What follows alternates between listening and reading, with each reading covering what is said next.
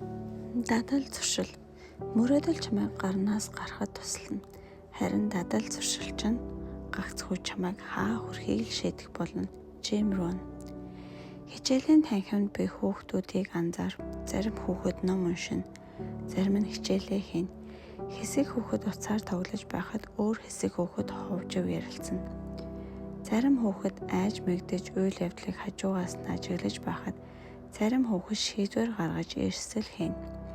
Хүүхдүүдийг эдгээр жижиг үйлдэлүүд зуршил болж аажимдаа амьдрал нь болно. Үнэн хэрэгтээ бидний амьдралд хэрж ихтэй өдөр бүр давтан хийдэг түмэн янзын дэглэмээс бүрддэг. Амьдрал бол асар олон дадал зуршлуудын цуглуулга. Хүмүүсийн аав ээжээс өвсөн чанар, миний л ариншин, төрөлхийх гэд нэрлээд байдаг олон гаруун зан чанар угтаа зүгээр л дадал зуршил. Альва үйлдэлийг хүн ухамсартайгаар эсвэл өөрөө ч мэдэлгүй олон давтан хийснээс тэрхүү үйлдэл бүрэн автоматчлагдахыг дадал зуршил гэж нэрлэдэг. Аристотель нэгэнтээ онцгойрол бол ердөө л дадал зуршил. Гоц хүмүүс төрөлхийн илүү учраас дандаа сайн зүйлс хийгээд байдаг хэрэг бус. Тэд дандаа сайн зүйл хийдэг учраас бусдыг илүү байгаа юм.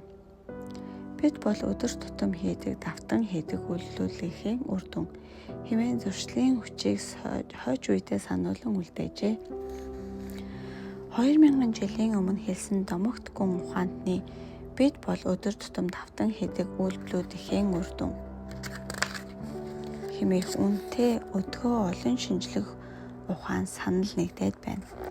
Орчин цагийн эдийн засгийн онолын загалмайлсан эцэг Адам Смит алдарт үндэсний баялаг бүтээлтэй хүмүүсийн ашиг хонжоо олгох гэсэн шунлан зах зээлийн эдийн засгийг яг л үл үзэгдэх гар шиг далдуур бүхнийг зөв зохион байгуулдаг хэмээн дүгнсэн байдаг.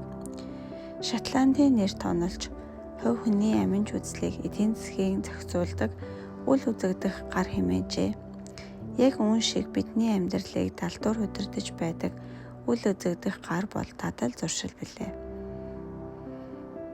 Альва шийдвэрүүдийг бид сайтар тооцолж дүгнсний үндсэн дээр гаргадаг хэмээн боддогч үнэн хэрэгтээ зуршил олон шийдвэрийг бидний өмнөөс гаргадаг ажээ. Хамтдаа ургуулan бодъё. Чи эрүүл хоолтын дэглэм барихыг хичээж яваа нэгэн. Ажлын завсарлагаанаар дийлэнхтэй ордог нэгэн зоогийн газар орлоо. Жингээ барихын тулд чи аль болох шарсан хоолноос татгалцахыг хичээж байгаа. Гэвч чи шарсан хоолнд хамгаас дуртай. Хоолны цэсийг хармагцаа шинэ ногооны шүл захиалгаар шийдэв. Өдийн цайны цаг тул касн дээр баггүй дараалал үүснэ. Өмнөх хүн чинь шарсан үхрийн махтай коктейл гэж захиалга өгснөөр чиний захиалгаа бичүүлэх ээлж ирлээ. Эрхмээ та ямар хоол захиалгасан бол? Байд. Шарсан үхрийн махтай котлет. Шарсан үхрийн махтай хоолны захиалга хаанаас ч гарв. Өөрийг тань оюун санаа аль хэдийн шинэ ногооны шүл хэмээх хоолыг төлөвлөд байсан биш шүү дээ. Гэвч шарсан махыг хэн захиалчих вэ? Өмнөх хүн нөлөөлчихүү. Тийм ээ. Энэ тохиолдолд тэр өдөөгч болсон. Гэвч шарсан махны захиалгыг чин үнэндээ таны зуршил захиалсан. Та биш, таны зуршил бие даан шийдвэр гаргасан. Залуу зохиолч Мэгги Стернер нэгэн бүтээлдээ Ронан тамхи татдаггүй. Түүнийг тамхичин зуршлал өөрийнхөө шаардлагыг тайлдаг юм гэж зуршлын хүчийг онож хэлсэн байдаг. Дадал зуршил гэж нь асар хүчтэй. Түүнийг хүч бидний оюун ухааныг дарангуйлж мөрөөдлийг боомлоход хүрэлцэн. Амьд мэлхийг буцалсан халуун усны тоо руу шидэхэд мэлхий тоогоноос огол харин амиа аварч чаддаг. Харин түүнийг хөдөн усанд хийгээд усыг баг багаар нэмж халаахад мэлхий байрнаасаа огт хөдлөхгүйгээр тогоонд чанагдаж өгдөг байна. Мэлхий дулааны огцом өөрчлөлтийг гярхаа мэдэрдэгч аажим өөрчлөлтийг мэдэрч чаддаггүй. Загас хэвлэгээр явагч хоёр нутагтан төрлийн олон хүйтэн цус амьтад байдгаас хүнтэй хамгийн ойрхон физиологтой нь мэлхий. Тийм ч учраас анагаах ухаан, физиологийн шинжилгээ ухааны эрдэмтэд өөрсдийн туршилтандаа мэлхийг нэн түгээмэл ашигладаг. Яг л дээрх шиг процесс бидний зуршил бүтэн бүрэлдэхүүн бий болоход явагддаг. Хинч биеэ үнэлэгч болъё гэж зордоггүй. Мөнгөний хэрэгцээ тулгарсан хөөрхийлөлттэй өсвөр насны охин ганцхан удаа гэд мөнгө санал болгосон эрийн хүслийг хангадаг. Дараа нь 2 дахь удаа, 3 дахь удаа гэсээр эцэстээ хялбар аргаар мөнгө олох арга замдаа тасдаг. Нэг л мэдхэд өөрийгөө үүнээс өөрөөр мөнгө олох чадваргүй нэгэн гэдэгт итгэчихсэн байх болно. Зуршил айдуу зөөлөн эхэлдэгч нэг л мэдхэд дасалж үл хүчрэх бат бэх гинжин эхлэхээ болчихдог.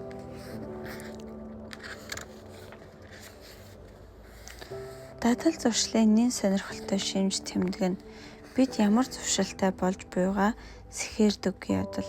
Ялангуяа муу зуршлыг хөгжилтэй учраас таашаал өгдөг учраас бид хүнийг хугацааны явцад олон удаа давцаар нэг л мэдхэд зуршил болчихдог.